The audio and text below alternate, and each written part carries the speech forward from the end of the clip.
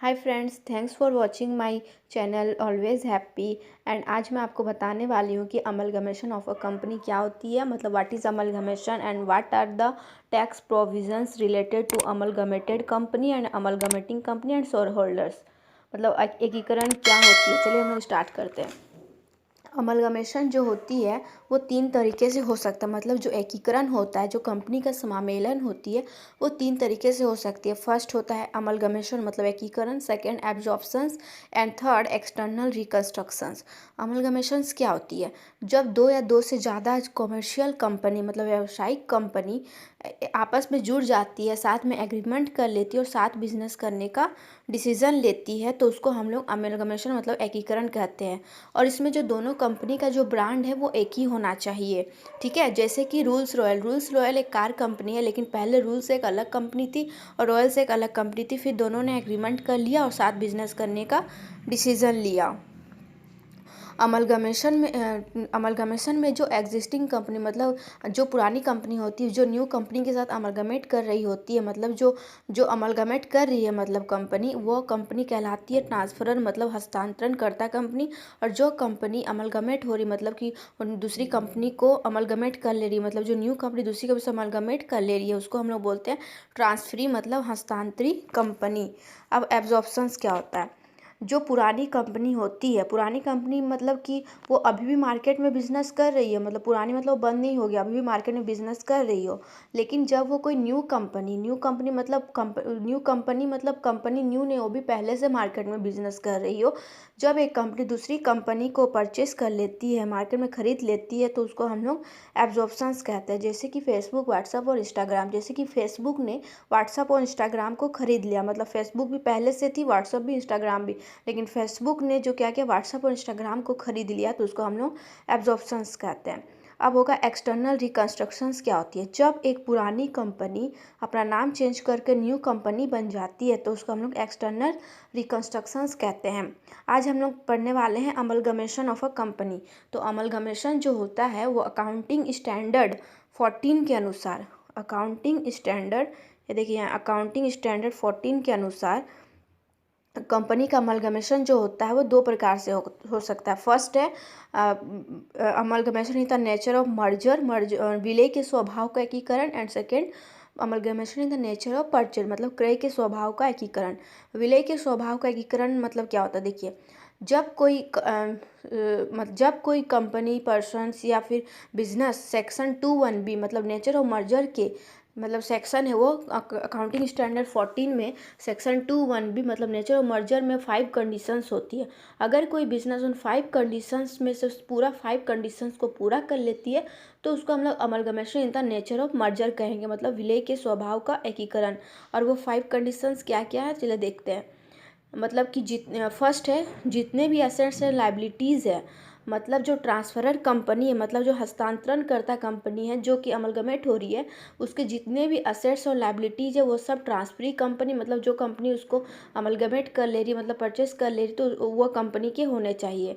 आधा assets and liabilities को अगर वो ट्रांसफरर कंपनी बोले कि हम सेल्स करेंगे और आधा कोई उसको ट्रांसफ़र करती है, तो ऐसा नहीं होना चाहिए। जितने भी एसेट्स एंड लाइबिलिटीज़ है सारे क्या होते हैं, परचेजिंग कंपनी के ही होने चाहिए, तभी वो नेचुरल मर्जर कहलाएगा। एंड सेकेंड है कम से कम 90% शेयर होल्डर्स जो है वो न्यू कंपनी के लिए तैयार होने चाहिए, मतलब जो ट्रांसफरर कंपनी के जो शेयर होल्डर्स है मतलब उसमें से 90% जो शेयर होल्डर अंशधारी जो है वो ट्रांसफरी कंपनी में जाने के लिए तैयार होना चाहिए। मतलब जो शेयर कैपिटल का, शेयर अंश पूंजी का 75%, जो कि टोटल इक्विटी शेयर का 75% होना चाहिए, अंशधारी जो है वो न्यू कंपनी के लिए तैयार होना चाहिए।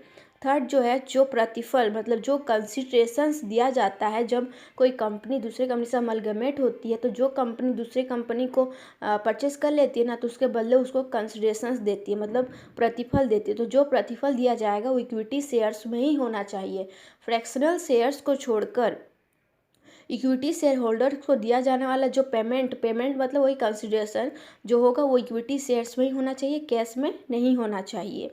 ट्रांसफरर कंपनी का जो बिजनेस है, मतलब जो पुरानी कंपनी थी जो कि एक न्यू कंपनी से अमलगमेट कर ले रही है, तो जो ट्रांसफरर कंपनी है उसका जो बिजनेस है वो कंटिन्यू होना चाहिए। अगर वो किसी चीज़ का बिजनेस कर रही थी तो जो कंपनी उसको परचेस कर ले रही है, मतलब जो ट्रांसफरी कंपनी है, उसको वही बिजनेस को उसको कंटिन्यू आगे करते रहना होगा, तभी वो नेचर ऑफ मर्जर कहलाएगी।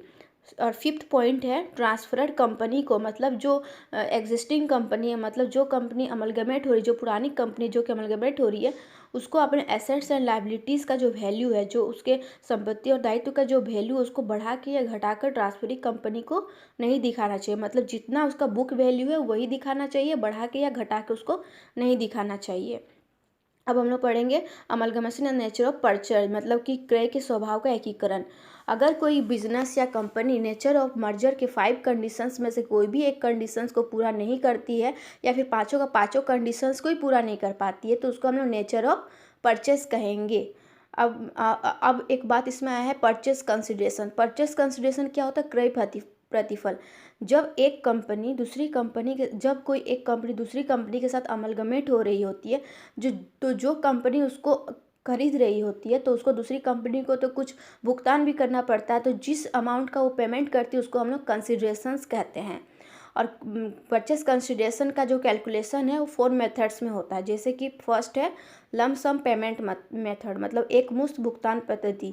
इसके अंतर्गत कोई कैलकुलेशन नहीं किया जाता। इसके अंतर्गत इस मेथड्स में ना कोई कैलकुलेशन नहीं होता है, डायरेक्ट इसका भुगतान कर दिया जाता है। और ये जो भुगतान थे एक मुश्त, मतलब एक ही बार में टोटल पूरा पेमेंट कर दिया जाता है। सेकेंड है नेट एसेट्स, मतलब शुद्ध संपत्ति विधि।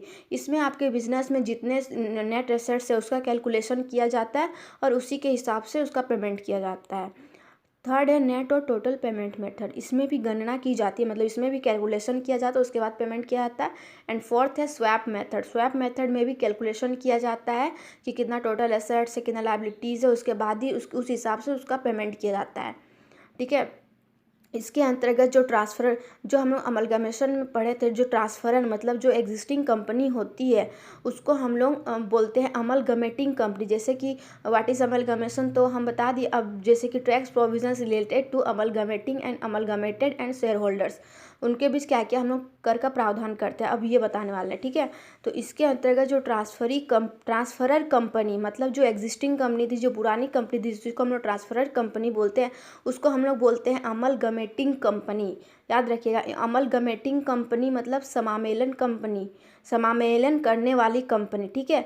और जो परचेजिंग कंपनी होती है, जो कि दूसरे कंपनी के साथ अमलगमेट हो जा रही है, उसको खरीद ले रही है, उसको हम लोग बोलते हैं अमलगमेटेड। अमलगमेटेड मतलब एकीकृत कंपनी, उसको हम लोग कहते हैं। अब हम लोग पढ़ते हैं tax planning in amalgamation. Tax planning in amalgamation under income tax. क्या क्या टैक्स प्लानिंग करते हैं हम लोग अमलगमेशन में? अंडर इनकम टैक्स एक्ट के तहत। Tax planning concession to amalgamating company, मतलब जो हम बताए थे कि जो ट्रांसफरर कंपनी होती है उसको हम लोग अमलगमेटिंग कंपनी कहते हैं। तो उसको क्या क्या टैक्स के फ़ायदे मिलते हैं, इसके बारे में हम लोग पढ़ेंगे।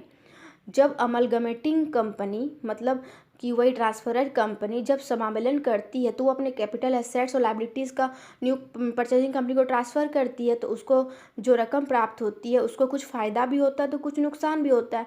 अगर उसको फ़ायदा होता है, जो अमलगमेटिंग कंपनी है, अगर उसको फ़ायदा होता है तो उसको क्या होता है, कैपिटल गेन टैक्स पे करना पड़ता है इनकम टैक्स एक्ट के तहत। लेकिन कुछ कुछ कंडीशंस ऐसे हैं जिसमें कि उसको कैपिटल गेन होने पर भी उसको इनकम टैक्स एक्ट में के तहत उसको टैक्स का पेमेंट नहीं करना पड़ता, और वो कंडीशंस निम्न है। जैसे कि अगर कोई कंपनी, जैसे कि अगर जो अमलगमेटिंग कंपनी है, मतलब जो ट्रांसफरर कंपनी है, अगर वह कंपनी इंडियन कंपनी को एसेट्स ट्रांसफर करती है, अगर वह कोई फॉरेन कंपनी को नहीं बल्कि इंडियन कंपनी को एसेट ट्रांसफ़र करती है, तो सेक्शन 47 के अनुसार उसे टैक्स का पेमेंट नहीं करना पड़ेगा। इसमें उसको एक फ़ायदा मिल जाता है कि उसको टैक्स कर का भुगतान नहीं करना पड़ता है। सेकेंड है, अगर कोई बैंकिंग कंपनी, जैसे कि बैंकिंग कंपनी भी तो अमलगमेट हो जाती है जब वो उसका बिजनेस नहीं चल रहा है या फिर कुछ और रीज़न से, जब अगर बैंकिंग कंपनी भी होती है, तो अगर कोई बैंकिंग कंपनी दूसरे बैंकिंग कंपनी को अपने कैपिटल एसेट्स ट्रांसफ़र कर रही हो तो उसको भी टैक्स पे नहीं करना पड़ता है। एंड थर्ड है कि अगर कोई फॉरेन कंपनी के पास, मतलब कि विदेशी कंपनी के पास हम लोग के इंडियन कंपनी का शेयर्स है, और जब वो अमलगमेट हो जा रही, मान लीजिए वो कंपनी अमलगमेट हो जा रही है, तो उसके पास जितने एसेट्स है वो तो ट्रांसफ़र हो ही जाएंगे, साथ साथ उसके जो शेयर्स है उनका भी ट्रांसफ़र हो जाएगा।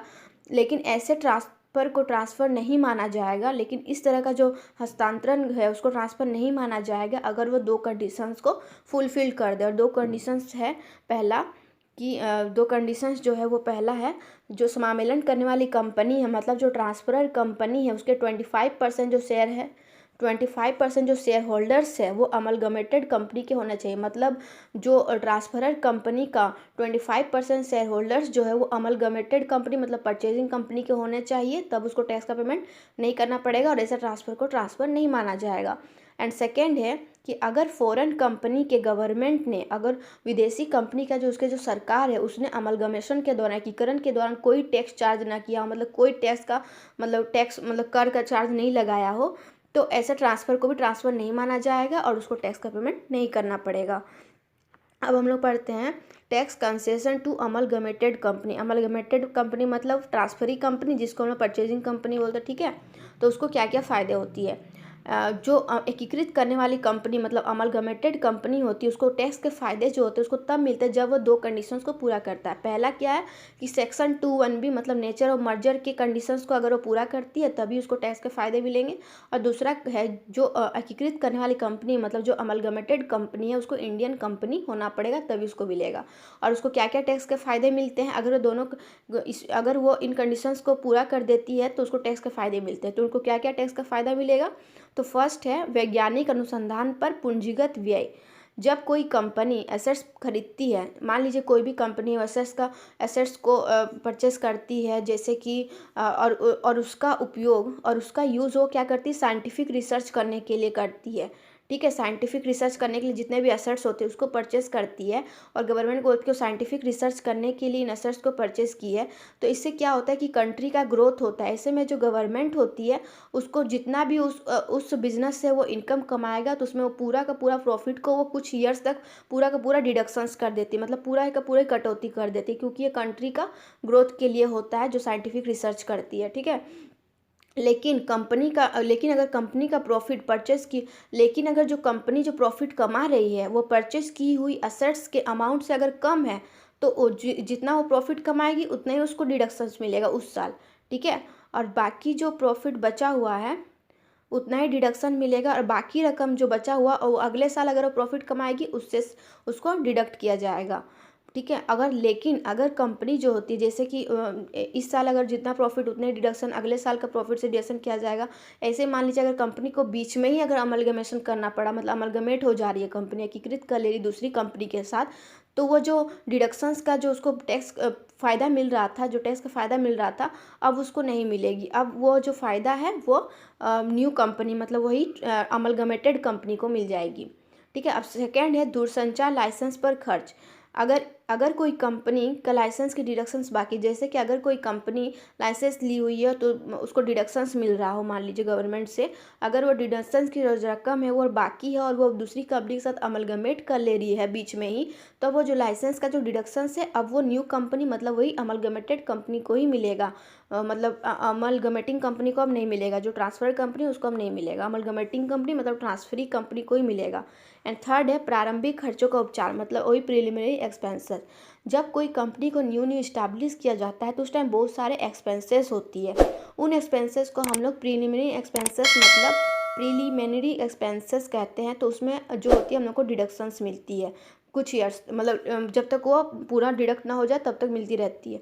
लेकिन अगर कंपनी जो है वो बीच में ही अमलगमेट हो जा रही है तो अब वो जो डिडक्शंस की रकम है अब वो परचेजिंग कंपनी को मिलेगी, मतलब जो अमलगमेटेड कंपनी है उसको मिलेगी, अमलगमेटेड कंपनी को नहीं, अमलगमेटिंग कंपनी को मिलेगी। अब फोर्थ है स्वैच्छिक सेवानिवृत्ति का खर्च, मतलब वही वॉलेंट्री रिटायरमेंट एक्सपेंसेस। जब कंपनी का कर्मचारी जो होता है वो वॉलेंट्री रिटायरमेंट लेता है, मतलब अगर कोई कंपनी का कोई एम्प्लॉई है वो वॉलेंट्री रिटायरमेंट ले रहा है तो कंपनी को उसको क्या करना पड़ता है, पेंशन देना पड़ता है या वॉलेंट्री एक्सपेंसेस देना पड़ता है। और ये उसको तब तक देना पड़ता है जब तक कि उसका पूर्ण वो भुगतान नहीं कर देता है, ठीक है।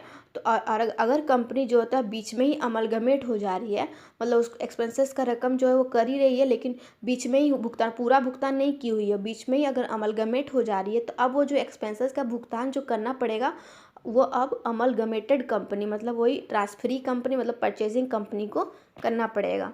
फिफ्थ पॉइंट होता है समामेलन खर्च मतलब अमलगमेटिंग एक्सपेंसेस।